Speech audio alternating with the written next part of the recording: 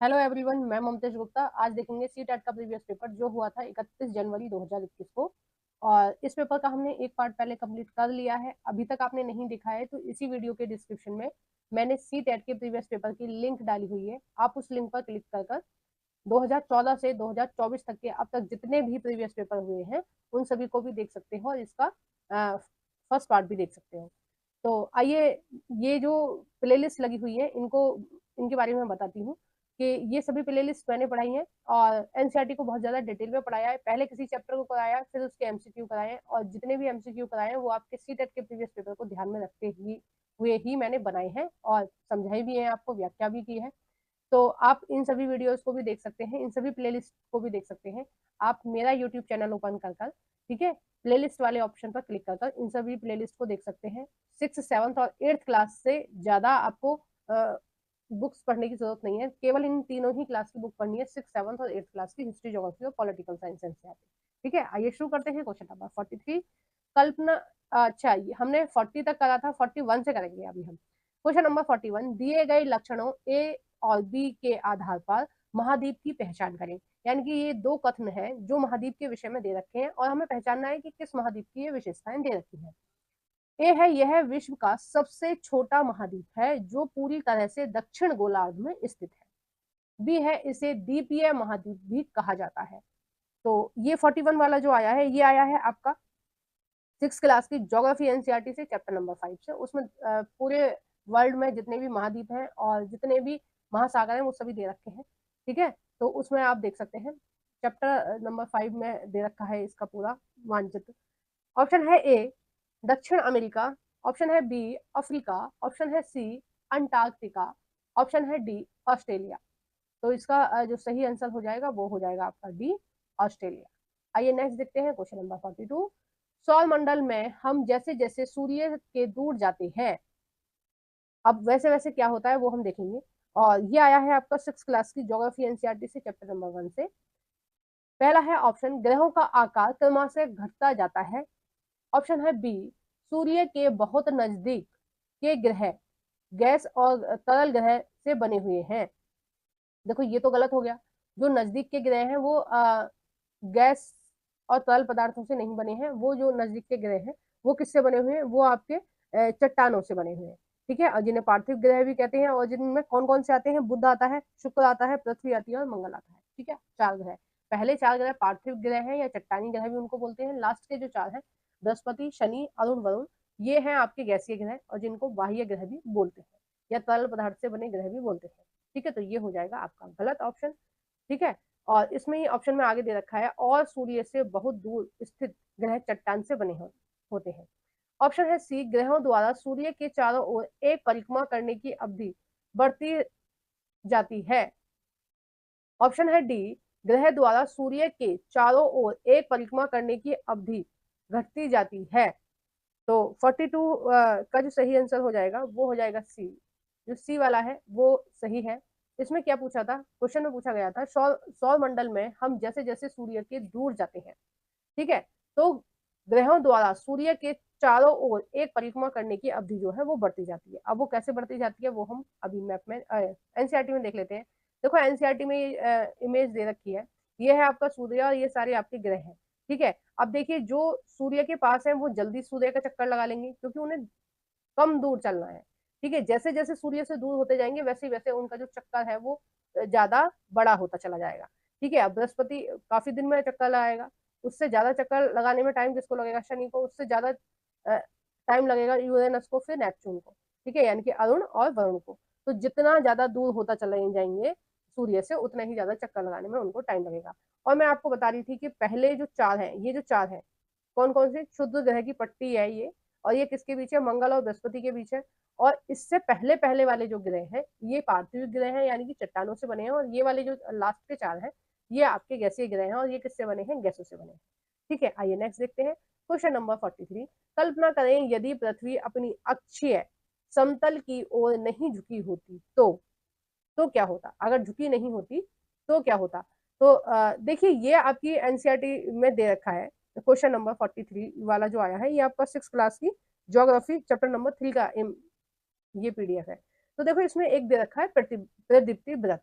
प्रदीप्ति व्रत क्या होता है? देखो ये पृथ्वी है, आप देख पा रहे हैं पृथ्वी है, और ये 66.5 डिग्री अपने अक्षांश पर झुकी हुई है। एक मिनट हम पेन ले लेते हैं, एक मिनट।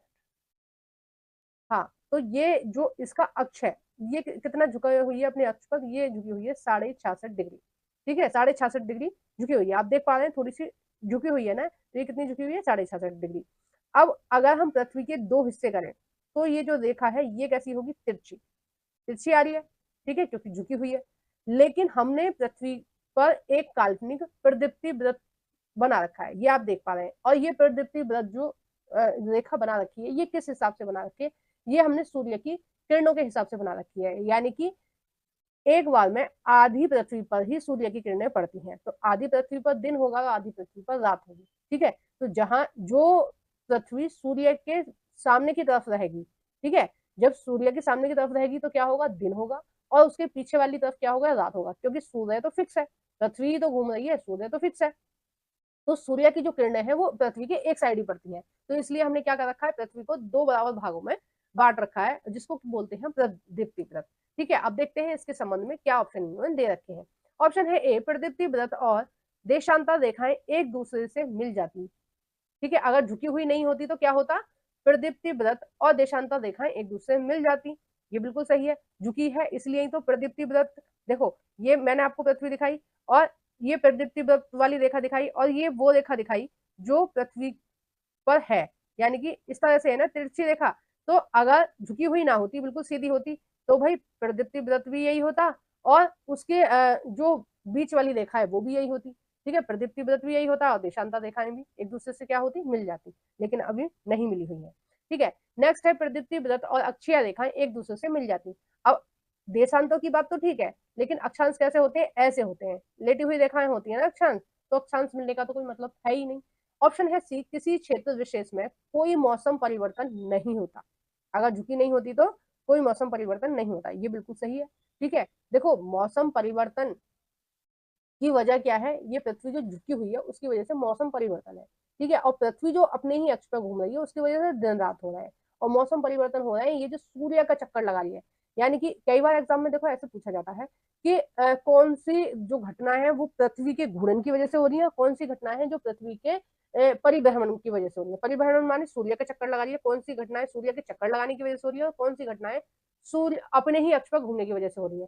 तो ये जो दिन रात होते हैं वो अपने ही अक्ष पर घूमने की वजह से होते हैं। ये पृथ्वी जो है वो अपने ही अक्ष पर घूम रही है, इसलिए दिन रात हो रहा है ना, क्योंकि 24 घंटे में एक बार वो सूर्य की सामने की तरफ होती है, और एक बार वो एक जो हिस्सा है वो उसके सूर्य की छांव में होता है, यानी कि दूसरे साइड होता है। ठीक है, और ये जो ऋतु परिवर्तन हो रहे हैं, कभी सर्दी आ रही है, कभी गर्मी आ रही है, कभी बारिश आ रही है, ये किसकी वजह से हो रही है? ये सूर्य का परिभ्रमण लगाने की वजह से और उसके झुके होने की वजह से हो रही है। ठीक है, इसके दो कारण है। तो यानी कि जो साल में एक बार घटनाएं हो रही है, तो वो हो रही है परिभ्रमण की वजह से, और जो 24 घंटे में कोई भी प्रॉब्लम हो रही है, घटना हो रही है पृथ्वी से रिलेटेड, तो वो हो रही है उसकी घूर्णन गति की वजह से। ऑप्शन है सी, किसी क्षेत्र विशेष में ज्यादा मौसमी परिवर्तन होता है। तो ऑप्शन जो इसका सही हो जाएगा वो हो जाएगा ए और सी। मैंने ये आपको बता दिया, मौसमी परिवर्तन किसकी वजह से होता है? ये उसके परिभ्रमण की वजह से होता है। ठीक है, तो इसका जो ऑप्शन सही हो जाएगा वो हो जाएगा सी। ए और सी दोनों सही है। और वीडियो अगर थोड़ी लंबी हो जाए तो प्लीज आप घबरा के स्किप करके मत चले जाना, क्योंकि चीजों को समझाने में टाइम लगता है। मैंने एनसीईआरटी भी से भी पीडीएफ निकाली है आपको समझाने के लिए, तो आप भी थोड़ा सा टाइम तो मुझे दे ही सकते हो, है ना। क्वेश्चन नंबर है 44। भारत में शरद ऋतु के संबंध में कथन ए, बी और सी पर विचार कीजिए और सही विकल्प का चयन कीजिए। देखो ये जो क्वेश्चन है ये आया है आपका 6 क्लास की एनसीईआरटी से, चैप्टर नंबर 6 से, और ये ओल्ड एनसीईआरटी में दे रखा था। ठीक है, शरद ऋतु के बारे में। ऑप्शन है ए, इस मौसम को दक्षिण पश्चिम मानसून के नाम से भी जाना जाता है। शरद ऋतु में जो मानसून आता है, ठीक है, जो शरद ऋतु आती है वो किसकी वजह से माना जाता है? ये जो मौसम परिवर्तन है ये आता है दक्षिण पश्चिम मानसून के नाम से भी जाना जाता है। गलत। इसको किस नाम से जाना जाता है? इसको जाना जाता है पूर्व, उत्तर पूर्व की तरफ से, क्योंकि ये किधर से आता है पश्चिम मानसून? ये आता है आपका भूमध्य सागर से। ठीक है, भूमध्य सागर ईरान को पार करता हुआ, अफगानिस्तान को पार करता हुआ, और आपके पाकिस्तान को पार करता हुआ राजस्थान और गुजरात और पंजाब से ये एंट्री लेता है हमारे देश में। और कहाँ कहाँ इसका प्रभाव ज्यादा होता है? इसका प्रभाव होता है मेनली राजस्थान, हरियाणा, पंजाब, उत्तर प्रदेश, बिहार, झारखंड, ठीक है, इनमें पश्चिम बंगाल, इनमें सबसे ज्यादा इसका देखने को मिलता है और इसको हम पश्चिम विक्षोभ के नाम से भी जानते हैं। ठीक है, ऑप्शन है बी, इस मौसम में पवन बंगाल की खाड़ी तथा अरब सागर में में स्थल की ओर बहती है। ठीक है, इस मौसम में पवन बंगाल की खाड़ी तथा अरब सागर में स्थल की ओर बहती है। ठीक है, तो ये जो ऑप्शन हो गया, ये आपका ये जो ऑप्शन हो गया ये आपका हो गया गलत। ठीक है, अरब सागर और बंगाल की खाड़ी स्थल थोड़ी ना है, ये क्या है, समुद्र है। तो इनको बोलना चाहिए था कि मैं जल की तरफ प्रवाहित होती है। ठीक है, स्थल से जल की तरफ प्रवाहित होती है। सी है, यह मौसमी मानसून के आने और आगे बढ़ने का मौसम है। तो देखो, इसका मानसून से कोई लेना देना है ही नहीं। ये क्या है, ये पश्चिम विक्षोभ है। ये मौसम परिवर्तन होता है और पश्चिम की तरफ से हवाएं आ रही हैं। ठीक है, उत्तर पश्चिम हम इसको बोलेंगे। सॉरी, मैंने उत्तर पूर्व बोल दिया शुरू में, उत्तर पूर्व नहीं, उत्तर, हम इसको उत्तर पश्चिम बोलेंगे। ठीक है, क्योंकि देखो, ये मान लीजिए जैसे ये हमारा भारत का मैप है। ठीक है, थोड़ा गलत बन रहा है तो उसके लिए मैं माफी चाहती हूँ। ये क्या हो गया, ये अपना गुजरात हो गया, ये राजस्थान की साइड हो गया, फिर ये आपका जम्मू कश्मीर, इस तरह से है ना कुछ नक्शा हमारा। तो ये पश्चिम विक्षोभ किधर से आता है, इधर से। ठीक है, इधर से एंट्री करता है और आगे इस तरह से बढ़ता रहता है ना। मैंने आपको राज्यों के नाम भी बता दिए हैं। तो इसका मानसून से कोई लेना देना नहीं है। अपने देश में मानसून कब आता है, 1 जून को आता है। ठीक है, कहाँ पर, केरल के तट पर। और केरल केरल होता हुआ कर्नाटक और यहाँ की तरफ से एंट्री करता है भारत में और आगे की तरफ बढ़ता है। ठीक है, और उसकी वजह से जो पूरे भारत में लगभग बारिश होती है। और अपने उत्तर प्रदेश में और उसमें दिल्ली में और बिहार में, झारखंड में, छत्तीसगढ़ में, इनमें जो बारिश होती है ये होती है लगभग आपके जून के लास्ट में या जुलाई के स्टार्ट में। ठीक है, क्योंकि मानसून को आते आते 1 महीना लग जाता है, लगभग 1 महीना लग जाता है। कभी कभी बहुत तेजी से मानसून आ रहा होता है तो 15 दिन तो उसको लगते ही है यूपी तक आने में। तो देखिए, इसका जो सही आंसर हो जाएगा वो हो जाएगा डी, कि ये तीनों ही ऑप्शन जो है वो गलत है। ठीक है, मैंने बताया ना कि मानसून से इसका कोई लेना देना नहीं है। आइए नेक्स्ट देखते हैं क्वेश्चन नंबर 45। क्वेश्चन नंबर 45, निम्नलिखित में से कौन सी नदियां सुंदरवन डेल्टा का निर्माण करती हैं। तो ये आया है आपका 7th क्लास की ज्योग्राफी एनसीईआरटी से, चैप्टर नंबर 6 से। ठीक है, और उसमें गंगा और ब्रह्मपुत्र नदी के बारे में दे रखा है बहुत विस्तार से, और भी नदियों के बारे में दे रखा है। आप उस चैप्टर को पढ़कर देख सकते हैं, और अगर आपको हेल्प चाहिए तो आप मेरी वीडियोस की हेल्प ले सकते हैं। ए है महानदी एवं गोदावरी, बी है कृष्णा और कावेरी, सी है गंगा और ब्रह्मपुत्र, डी है नर्मदा और तापी नदी। तो इसका जो सही आंसर हो जाएगा वो हो जाएगा सी। और मैंने आपको चैप्टर का नाम बताने के साथ साथ आंसर भी बता दिया है ना, कई बार मुंह से निकल जाता है, याद नहीं रहती। चलो आइए नेक्स्ट देखते हैं क्वेश्चन नंबर 46। दिए गए लक्षणों ए और बी के आधार पर वायुमंडलीय परत की पहचान करें। अब देखिए, वायुमंडल की कितनी परतें हैं, 5 परतें हैं। ऑप्शन में तो 4 ही दे रखी हैं, लेकिन वायुमंडल की कितनी परतें हैं, 5 परतें हैं। और हर परत की अपनी एक विशेषता होती है ना। अब थोड़ा सा हम एनसीईआरटी की तरफ देखेंगे कि एनसीईआरटी क्या कह रही है। देखो, ये आया है आपका 7th क्लास की ज्योग्राफी एनसीईआरटी से, चैप्टर नंबर 4 से। ठीक है, चलो अब एनसीईआरटी की तरफ थोड़ा सा हम देख लेते हैं। देखो, एनसीईआरटी में ये दे रखी है वायुमंडल की 5 परतें। ठीक है, इमेज के साथ दे रखा है। देखो, ये है क्षोभ मंडल, जितनी भी प्रकार की मौसमी क्रियाएं होती हैं, चाहे बारिश है, आंधी है, तूफान है, बाढ़ है, वो किस में आती है, केवल और केवल क्षोभ मंडल में आती है। समताप मंडल का जो टेम्परेचर है और वहाँ का जो वातावरण है वो कैसा है, बिल्कुल शांत है। ठीक है, शांत है मतलब बहुत तेज हवाएं वगैरह नहीं चलती हैं। तो यहाँ पर क्या उड़ाए जाते हैं, हवाई जहाज। और यहाँ पर एक ओजोन की परत है। ठीक है, जो सूर्य से जो हानिकारक किरणें आती हैं वो हमें बचाती है। और ओजोन क्या है, सीधा सीधा ये ऑक्सीजन की एक बहुत मोटी लेयर है। और 3 ऑक्सीजन के अणु मिलकर एक ओजोन का अणु बनाती है। ठीक है, तो ओजोन क्या है, एक तरह से ऑक्सीजन की ही एक मोटी वाली लेयर है। अब जैसे जैसे कार्बन डाइऑक्साइड ज्यादा हो जाएगी और ऑक्सीजन कम हो जाएगी, तो ये जो ओजोन की परत है ये कैसे हो जाएगी, ये इसमें होल हो जाएगा या फिर ये खराब हो जाएगी, है ना। नेक्स्ट है इसमें मध्यमंडल। मध्यमंडल जो है, इसमें जो आकाश से उल्कापिंड आ रहे होते हैं, इसका जो मध्यमंडल है इसका टेम्परेचर बहुत ज्यादा होता है, इसलिए इनको जलाकर खत्म कर देता है ये। ठीक है, और नेक्स्ट है इसमें वायुमंडल। ठीक है, वायुमंडल में एक और परत पाई जाती है जिसको आयन मंडल हम बोलते हैं। वायुमंडल को तापमंडल या समताप सॉरी तापमंडल भी बोलते हैं, और इसको आयन मंडल भी बोलते हैं, क्योंकि इसमें आयन की एक परत पाई जाती है ना। और वो क्या करती है, देखो उसका जो मेन काम होता है, वाह्य मंडल की जो परत होती है उसका मेन काम क्या होता है कि इसमें आयल मंडल की एक परत का एक भाग है। यह भाग 80 से 400 किलोमीटर तक फैला है। इसमें रेडियो संचार के लिए इस परत का उपयोग किया जाता है। वास्तव में पृथ्वी से प्रसारित रेडियो तरंगें इस परत द्वारा पुनः पृथ्वी पर परिवर्तित होती हैं। यानी कि आपका जो फोन है, टीवी है, रेडियो है, वाईफाई है, जितनी भी चीजें चल रही हैं वो किससे चल रही हैं, इस बाह्य परत से ही चल रही हैं। यानी कि सबसे पहले जब हम फोन करते हैं तो हमारी जो फोन है वो यहाँ पर जाएगा और फिर उस व्यक्ति के पास जाएगा जिस व्यक्ति को हम फोन कर रहे हैं। ठीक है, तो देखते हैं कौन सी विशेषता कौन सी परत से मिल रही है। ए है अंतरिक्ष से प्रवेश करने वाले उल्कापिंड इस परत में आने पर जल जाते हैं। बी है इस परत में बढ़ती ऊंचाई के साथ तापमान घटता है।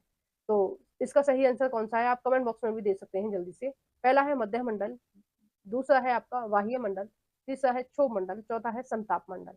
तो इसका जो सही आंसर हो जाएगा वो हो जाएगा मध्य मंडल। आपको मैंने बता दिया बहुत अच्छे से। क्वेश्चन नंबर 47, आतपन का संबंध है। आतपन क्या है, जो सूर्य की किरणें पृथ्वी पर आ रही है, जो धूप है, ताप है, जो भी आ रहा है पृथ्वी पर, उसको हम बोलेंगे आतपन। ठीक है, तो किससे है, ए है सूर्य ऊर्जा के साथ, बी है वायुमंडल और उसमें होने वाली गैसों के साथ, सी है वायु दाब के साथ, डी है मौसमी पवनों के साथ। तो इसका जो सही आंसर हो जाएगा वो हो जाएगा ए, सूर्य ऊर्जा के साथ इसका संबंध है। ठीक है, नेक्स्ट देखते हैं क्वेश्चन नंबर 48। देखो ये जो आया था ये आपका आया था 7th क्लास की ज्योग्राफी एनसीईआरटी से। ठीक है, और 48 वाला जो क्वेश्चन है ये भी आपका 7th क्लास की ज्योग्राफी एनसीईआरटी से चैप्टर नंबर 6 से और ओल्ड एनसीईआरटी में दिया हुआ है चैप्टर नंबर 6। ठीक है, उसमें ही आपके वनों के बारे में बताया गया है विस्तार से। नई एनसीईआरटी में इस चैप्टर को कर दिया गया है क्योंकि 9th क्लास की एनसीईआरटी में नहीं 10th क्लास की एनसीईआरटी में बहुत ज्यादा डिटेल में दे रखा है चैप्टर। तो जो चैप्टर डबल डबल थे ना एनसीईआरटी ने केवल उनको ही काटा है। मतलब आप 8th या 6th क्लास में या 7th क्लास में ही पढ़ाए और फिर 9th 10th में ही पढ़ाए, तो जो डबल है उनको ही काटा है, सबको नहीं काटा है। तो आइए देखते हैं, मिलान करना है सूची 1 का सूची 2 से क्वेश्चन नंबर 48 में। तो ए है शंकुधारी वन। तो शंकुधारी वनों की क्या विशेषता है, शंकुधारी वनों की विशेषता है नंबर 3 पर, ये कैसे होते हैं, नरम काठ वाले सदाबहार वन होते हैं। ठीक है, और ये कहाँ मिलेंगे आपको, ये हिमालय पर्वत में मिलेंगे, है ना। मेनली ये मिलेंगे आपको जम्मू कश्मीर में।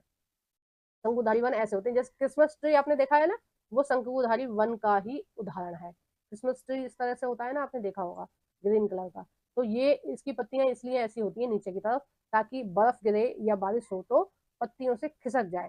अगर ये पत्तियां ऐसी सीधी होती और बर्फ गिरती तो क्या होता, पत्ते टूट जाते। लेकिन ये पत्ते सदाबहार रहते हैं, क्यों रहते हैं, क्योंकि जब बर्फ गिरती है तो ये यहाँ से फिसल जाती है। ठीक है, और पत्तियों को कोई नुकसान नहीं होता है, पेड़ को कोई नुकसान नहीं होता है। ऑप्शन है दूसरा, भूमध्य सागरीय वनस्पति। भूमध्य सागरीय वनस्पति का संबंध किससे है, तो ये हो जाएगा आपका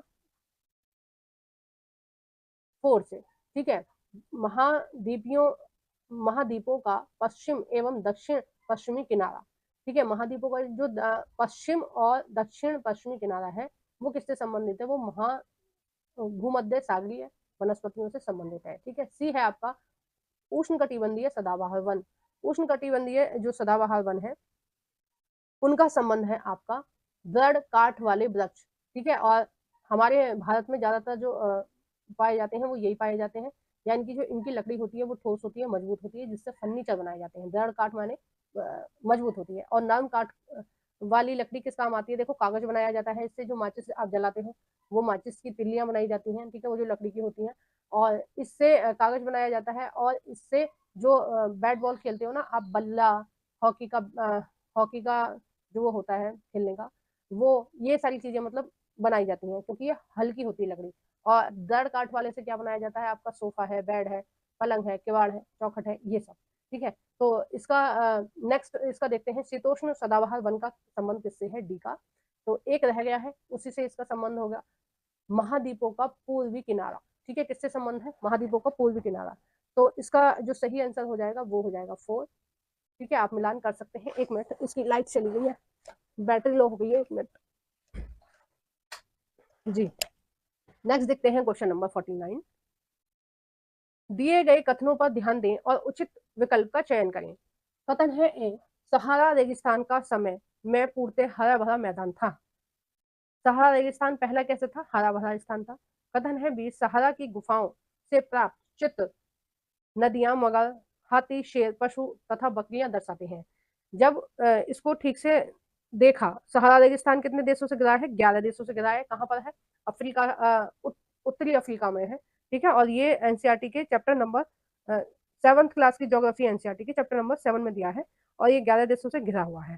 ठीक है, जब यहाँ पर अच्छे से सर्चिंग की गई है, अच्छे से इसकी खोजबीन की गई, तो इसमें देखा गया कि यहाँ पर जो गुफाएं हैं वहां पर नदियों के चित्र बने हुए हैं, और मगर के, ये जो मगरमच्छ होते हैं उनके, है ना, या घड़ियाल भी कई लोग बोलते हैं, और हाथी, शेर, पशु, बकरियां। तो ये जो पशु हैं ये देखो बिल्कुल शुद्ध शाकाहारी है, हाथी, है ना, बकरी शुद्ध शाकाहारी है, तो और नदियां, तो इसका मतलब ये है कि ये कभी हरा भरा रहा होगा, इसलिए यहाँ पर इस तरह के चित्र बनाए गए हैं। और प्लस यहाँ पर हड्डियों, उसके मछली की हड्डियों के भी अवशेष मिले हैं। तो इसका मतलब ये है कि यहाँ पहले कभी हरा भरा रहा होगा, और बाद में ये जो है धीरे धीरे रेगिस्तान में परिवर्तित हो गया होगा।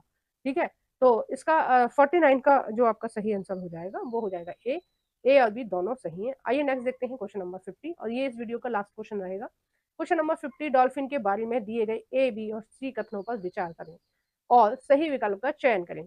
ए है, गंगा और ब्रह्मपुत्र नदी के अलवणीय जल में डॉल्फिन पाई जाती है। बिल्कुल सही है। अलवणीय जल का मतलब होता है शुद्ध जल, जो पीने लायक है। ठीक है, लवणीय जल कौन सा होता है? जिसमें नमक मिला होता है, जो समुद्र का जल होता है उसको हम लवणीय जल बोलते हैं। ठीक है, बी है, डॉल्फिन अभ्यारण्य बिहार राज्य में अवस्थित है। बिल्कुल सही है। सी है, डॉल्फिन की उपस्थिति से जल की शुद्धता का पता चलता है। बिल्कुल सही है। अगर किसी भी जल में डॉल्फिन मिल जाए तो समझ लो वहां का जो जल है वो बिल्कुल शुद्ध है और पीने लायक है ना। तो इसका जो ऑप्शन सही हो जाएगा वो हो जाएगा सी, ए, बी, सी तीनों सही है। और भारत में जो डॉल्फिन पाई जाती है वो गंगा ब्रह्मपुत्र नदी के जल में ही पाई जाती है। और आपको पता है कि गंगा जो है वो भारत की सबसे पवित्र नदी है। गंगा को माँ कहा गया है, जिसका कारण क्या है? क्योंकि इसका पानी इतना शुद्ध है कि आप कई सालों तक इसके जल को अगर अपने घर में रखते हैं तो वो सड़ता नहीं है, गलता नहीं, मतलब उसमें कीड़े नहीं पड़ते हैं। अगर आप सामान्य जल को भरकर रखेंगे तो उसमें कीड़े पड़ जाते हैं। तो इसका जो जल है वो कैसा है? अमृत है ना, इसीलिए इसमें डॉल्फिन पाई जाती है। तो इस वीडियो को हम यहीं समाप्त कर रहे हैं। नेक्स्ट जितने भी क्वेश्चन रह जाएंगे हम नेक्स्ट पार्ट में कंप्लीट करेंगे उनको। और आपको वीडियो कैसी लगी है प्लीज कमेंट बॉक्स में बताइएगा। वीडियो को जरूर से लाइक कर देना। जो भी आपको पूछना है, कोई भी क्वेरी है, कुछ भी आपको समझ नहीं आया या मैंने कुछ भी गलत बोला है, तो आप कमेंट बॉक्स में कमेंट कर सकते हैं। मैं सभी कमेंटों के रिप्लाई खुद करती हूँ। ठीक है, और वीडियो को जरूर से लाइक करना। जो भी फ्रेंड आपके सीटेट की तैयारी कर रहे हैं उन सभी फ्रेंडों के साथ मेरी इस वीडियो को शेयर कर देना। ठीक है, और सब्सक्राइब नहीं किया तो प्लीज सब्सक्राइब कर लेना जरूर। Thank you for watching everyone.